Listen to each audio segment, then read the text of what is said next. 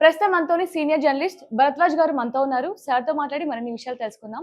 నమస్తే సార్. నమస్తే. Sir 'Kannappa' movie ఏదైతే ఉందో మనకి హిందీ వెర్షన్ శాటిలైట్ రైట్స్‌లో 20,00,00,000కి అమ్ముడుపోయిందని తెలుస్తుంది. మరి ఎంతవరకు నిజమంటారు? ఎందుకు నార్త్‌లో అంత క్రేజ్ ఉంది ఈ మూవీకి? అంటే శాటిలైట్ రైట్స్ అంటే అనేక అప్ కంట్రీ ఛానల్స్‌లో దీన్ని డబ్ చేసి వాళ్ళు వేస్తారు. అంటే ఆల్రెడీ ఇది హిందీలో ఉంది సినిమా. హ్మ్. హిందీలో అవైలబుల్‌గా ఉంది కాబట్టి దీన్ని శాటిలైట్‌లో టీవీ ఛానల్స్‌లో వేసుకుంటారు. దానికి సంబంధించి కేవలం హిందీ మాత్రమే కాదు. ఇతర భాషల్లో కూడా ఇతర భాషల్లో కూడా శాటిలైట్ రైట్స్ అమ్ముతారు. హ్మ్. ఇప్పుడు సినిమాకి రకరకాల వ్యాపారాలున్నాయి. అంటే ఒకప్పుడు సినిమా అంటే కేవలం కౌంటర్‌లో నుంచి వచ్చే డబ్బులు. హ్మ్.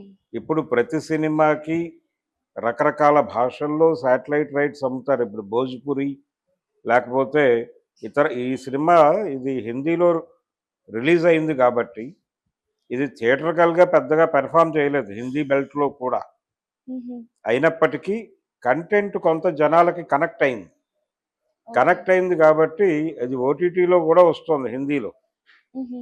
హిందీలో ఓటీటీలోకి వస్తుంది కాబట్టి దీన్ని టీవీ ఛానల్స్ కూడా రకరకాల లాంగ్వేజెస్ గుజరాతీ లేకపోతే మరో నార్త్ ఇండియన్ లాంగ్వేజ్ ఇంకొకటి ఏదైనా ఇలా ఆ భాషల్లో కూడా డబ్ అయిపోతుంది. డబ్ చేసి రిలీజ్ చేయడానికి ఇన్ టోటల్ శాటిలైట్ రైట్స్ తీసుకుంటారు. హ్మ్. అలా ఒక 20,00,00,000కి అందులో నుంచి డబ్బులు వస్తున్నాయి వీళ్ళకి. హుహు. అలాగే తెలుగు శాటిలైట్ రైట్స్ అమ్ముతారు ఎలాగో. తెలుగు శాటిలైట్ రైట్స్ అమ్ముతారు, ఓటీటీ హక్కులు అమ్ముతారు. ప్రతి లాంగ్వేజ్‌లోనూ ఈ బిజినెస్ అంతా జరుగుతుంది. ఈ బిజినెస్ నుంచి వచ్చే డబ్బులే డబ్బులు. ఓకే. ఇప్పుడు థియేటర్‌లో కౌంటర్ నుంచి వచ్చే డబ్బులు కాదు. సినిమా ప్రీ రిలీజ్ ఈవెంట్ దగ్గర నుంచి ఈ అమ్మకాలు మొదలవుతాయి. అంటే ఆ ప్రీ రిలీజ్ ఈవెంట్‌కి చాలామంది పెద్ద పెద్ద గెస్టులను పిలుస్తారు. దాని ప్రసార హక్కులు అమ్ముతారు. ఆ ప్రసార హక్కులు శాటిలైట్‌కి అమ్ముతారు, ఓటీటీకి అమ్ముతారు, అలాగే డిజిటల్‌గా అమ్ముతారు. యూట్యూబ్ ఛానల్స్‌కి కూడా అమ్ముతారు. హ్మ్. అక్కడి నుంచి మొదలవుతుంది వ్యాపారం. ఏది సినిమా ఇంకా రెడీ కాకముందే హ్మ్. టైటిల్ అనౌన్స్‌మెంట్ ఈవెంట్ కూడా అమ్మేస్తారు. హుహు. అమ్మటం ద్వారా డబ్బులు రావటం మొదలవుతుంది.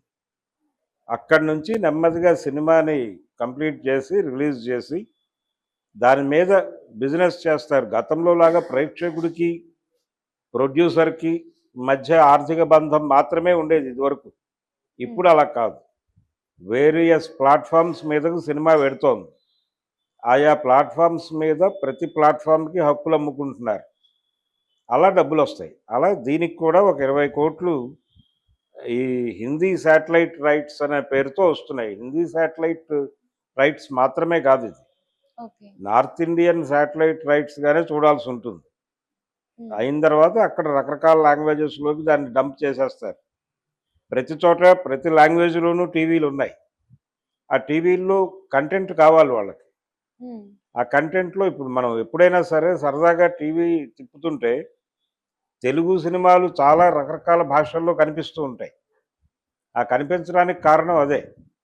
ఈ ఆహా! శాటిలైట్ రైట్స్ కొనుక్కొని వాళ్ళు ఆ లోకల్ లాంగ్వేజ్‌లోకి దాన్ని డబ్ చేసేసి వాళ్ళు టీవీల్లో వాడతారు. ఓకే. కాబట్టి ఆ హక్కుల నుంచి వచ్చిన డబ్బులు 20,00,00,000 వీళ్ళు చెప్తున్నటువంటి ఫిగర్ నెమ్మదిగా రీచ్ అవుతుంది. అంటే థియేట్రికల్‌గా వీళ్ళకి ఒక 40 వరకు వస్తాయి. ఈ శాటిలైట్ రైట్స్ నుంచి కొంత అమౌంట్ వస్తాయి. ఓటీటీల నుంచి కొంత అమౌంట్ వస్తే వీళ్ళు పెట్టిన బడ్జెట్ ఫుల్‌ఫిల్ అవుతుంది. అంతవరకే. అలా సేఫ్ అయిపోతారు. కాబట్టి ఈ వ్యాపారాలన్నీ దృష్టిలో పెట్టుకుని బడ్జెట్ డిజైన్ చేస్తారు. ఆ డిజైన్ చేసిన బడ్జెట్ దాన్ని కొంచెం పెంచి చెప్తారు మార్కెట్‌లో. అంటే 50,00,00,000లో సినిమా తీస్తే 150,00,00,000 లేకపోతే 200,00,00,000 ఆ సినిమా కండిషన్‌ని బట్టి చెప్తూ ఉంటారు. ఆ చెప్పిన దాని మీద టోటల్ వ్యాపారం జరిగిన తర్వాత కొంతవరకు వాళ్ళకి మిగులుతుంది. ఇలా సినిమా వ్యాపారం అనేది గతంలోలా లేదిప్పుడు. హ్మ్. చాలా మారిపోయింది. ఆ మారిపోయిన దశలోనే ఇప్పుడు ఈ శాటిలైట్ హక్కులు, డబ్బులు అనేది చూస్తున్నాం మనం. ఓకే. Thank you sir.